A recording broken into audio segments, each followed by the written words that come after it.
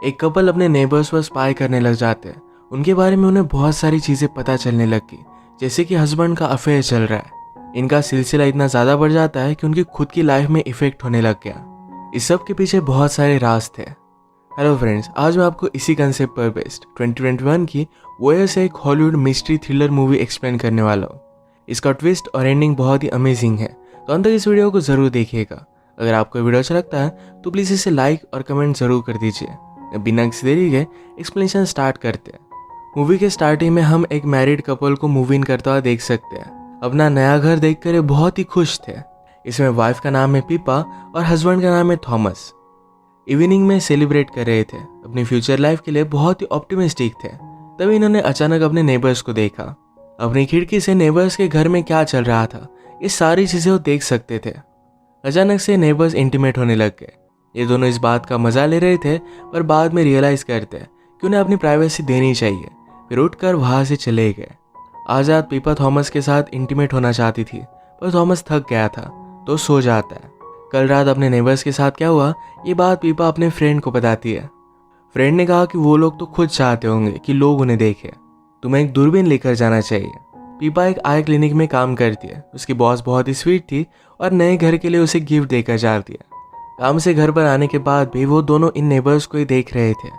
Thomas इनमें बहुत ही interested था। वो रिच थे, उनकी लाइफस्टाइल बहुत ही अलग थी। वो वंडर करता है कि अगर वो उनका फ्रेंड बना तो कैसा होगा।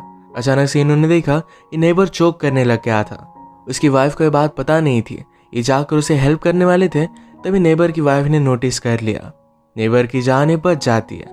ऐसे ही हमेशा उनके घर में क्या चल रहा है, ये सारी चीज़ें देखा करते थे। एक रात पीपा ने नोटिस किया कि नेबर की वाइफ ज़रा काम से घर से बाहर गई है।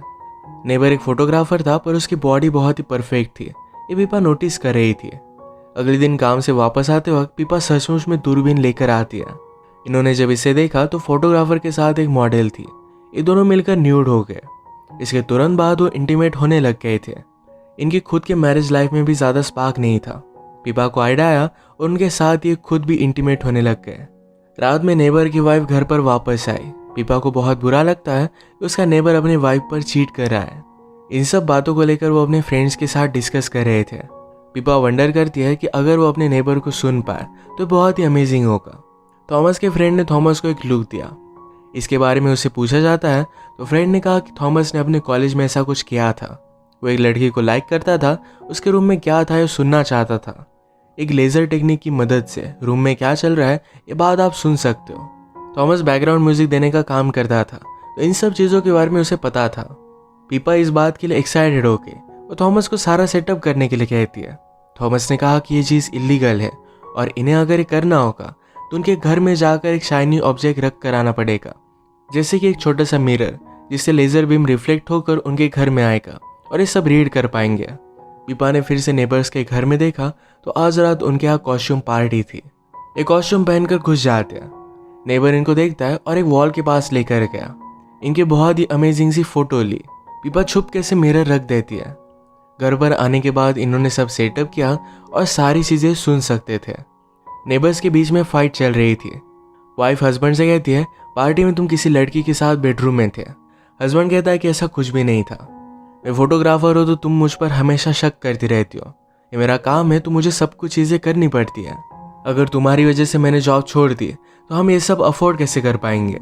हस्बैंड ने वाइफ को बहुत ही गिल्टी महसूस करवाया, जबकि वो उस पर चीट कर रहा था। इस फाइट में हस्बैंड ने वाइफ को ज़रा हर्ट भी कर दिया। उसका चश्मा टूट गया था।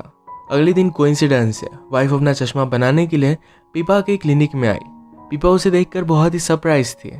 उसे बहुत ही अच्छे अच्छे सजेशंस देती है। इन दोनों में बहुत अच्छी बातें हुई। पीपा को वाइफ का नाम पता चला, उसका नाम था जूलिया। जूलिया पीपा से कहती है कि हम दोनों को हैंग आउट करना चाहिए, शायद एक दूसरे की अच्छी फ्रेंड्स बन सकती है। आज काम करते वक्त थॉमस ने नेबर की उसकी मॉडल के साथ कन्वर्सेशन सुनी। ये न्यूड फोटोशूट था तो मॉडल को कंफर्टेबल लगे, इस वजह से नेबर ने अपने कपड़े निकाल लिए थे। वो फोटो लेते वक्त मॉडल से सेक्सुअल चीज़ें कहता है। मॉडल जब जा रही थी तो उसे किस कर लेता है। कहता है, तुम अब घर जा सकती हो, वरना मेरे साथ इंटीमेट हो सकती हो। अगर तुम मेरे साथ रही तो तुम्हारी लाइफ का ये अमेजिंग टाइम होगा। मॉडल भी मान गए और दोनों इंटीमेट हो गए। घर आने पर आज जो भी हुआ ये सारी चीज़ें पीपा ने थॉमस को कही। थॉमस ने भी बताया कि सेब और एक मॉडल के साथ था। पीपा को जूलिया के लिए बहुत ही बुरा लगता है। वो डिसाइड करती है कि उससे मिलने के बाद सब कुछ चीज़ें उसे बता देगी। थॉमस ने कहा कि तुम्हें उनकी लाइफ में इतना ज़्यादा इंटरफेयर नहीं करना चाहिए, हमारा फोकस अपने आप पर होना चाहिए। उसके साथ टाइम स्पेंड करना चाहता था। पीपा ने कहा, मैं सिर्फ ये एक बात उसे बताना चाहती हूँ, इसके बाद मैं ज़्यादा इंटरफेयर नहीं करूँगी। इसके बाद वीकेंड पर पीपा और जूलिया स्पा में गए। जूलिया पीपा से पूछती है, क्या तुम अपने जॉब को लाइक करती हो? पीपा ने कहा कि मुझे पहले तो बहुत इंटरेस्ट था, पर इस इंटरेस्ट की वजह से मैंने बाकी सारी पॉसिबिलिटीज़ को बंद कर दिया। अब उसे लाइफ में स्टक लगता है। कुछ ऐसा ही हाल जूलिया का है। वो पहले मॉडल थी, पर बाद में उसे ज़्यादा प्रेशर आने लग गया। क्विट करने के बाद उसके हस्बैंड ने उसे जो जॉब दिया, यही जॉब वो कर रही है, पर उसे अब भी स्टक लगता है। अगर उसके हस्बैंड ने उसे छोड़ दिया तो बाकी कुछ भी वो कर नहीं सकती। पीपा पूछती है कि तुम दोनों मिले कैसे थे? जूलिया ने कहा कि वो मेरा फोटोशूट कर रहा था, इसके बाद वो एक दूसरे से प्यार करने लग गए थे। हम नोटिस कर सकते हैं उसका हस्बैंड हर एक मॉडल के साथ यही चीज़ करता है। जूलिया खुश थी तो पीपा ज़्यादा इंटरफेयर नहीं करती, पर बाद में उसने नोटिस किया कि जूलिया का हस्बैंड उस पर बहुत ही ज़्यादा चीट कर रहा है। वो उसे इनडायरेक्टली कुछ ना कुछ तो मैसेज देना चाहती थी। एक रात वो नोटिस करती है कि जूलिया का हस्बैंड सोया हुआ है और जूलिया पढ़ रही थी। उनके घर में प्रिंटर भी था। जूलिया ने उस प्रिंटर को सही तरीके से सेटअप किया नहीं था, तो इस वजह से पीपा अपने यहाँ से टाइप कर कर उसे कुछ लिख कर भेज सकती थी। उसने टाइप कर कर भेजा कि तुम्हारा हस्बैंड तुम पर चीट कर रहा है। ये बात पढ़कर जूलिया बहुत ही डिस्टर्ब हो गई। बाद में प्रूफ के लिए पीपा ने लिखा कि जाकर डस्टबिन को चेक करो, वहाँ पर तुम्हें यूज प्रोटेक्शन मिलेगा। जूलिया ये चेक करने के बाद बहुत ज़्यादा डिस्टर्ब हो गई। उसने डायरेक्टली नाइफ निकाल ली। यही सब जब चल रहा था तो थॉमस यहाँ पर पहुँच जाता है। इस वजह से वो बहुत ही ज़्यादा डिस्टर्ब हो गया। ये समझ नहीं पाती कि इन्हें क्या करना चाहिए। जूलिया डायरेक्ट उसके हस्बैंड के पास गई। वो इमेजिन करती कि उसे मार डाले, पर वो ऐसा करती नहीं। ये देखते हुए पीपा और थॉमस बहुत ज़्यादा डर चुके थे। सुबह होने के बाद थॉमस पीपा पर बहुत ज़्यादा गुस्सा था। पीपा कहती कि आज के बाद मैं उन पर नज़र नहीं रखूंगी। उसे भी अपनी गलती रियलाइज हुई थी। एक नज़र उसने नेबर के यहाँ पर देखा तो जूलिया ने सुसाइड कर ली थी। इस बात से पीपा और थॉमस को बहुत बुरा लगा। थॉमस इस गिल्ड में नहीं जी सकता, वो सारा ब्लेम पीपा पर डाल देता है। उसने कहा कि हम दोनों के बीच में अब कुछ भी नहीं है। वो गुस्से में घर से बाहर निकल गया। जूलिया ने पीपा के क्लिनिक से जो चश्मे ऑर्डर किए थे अब वो बन चुके थे। पीपा रोते रोते ही उसे मैसेज कर दिया। उसने फ़ोन पर कहा कि मैं बहुत ज़्यादा सॉरी हूँ, मुझे पता नहीं था कि ऐसा कुछ होगा। वो आजकल बहुत ही सैड थी।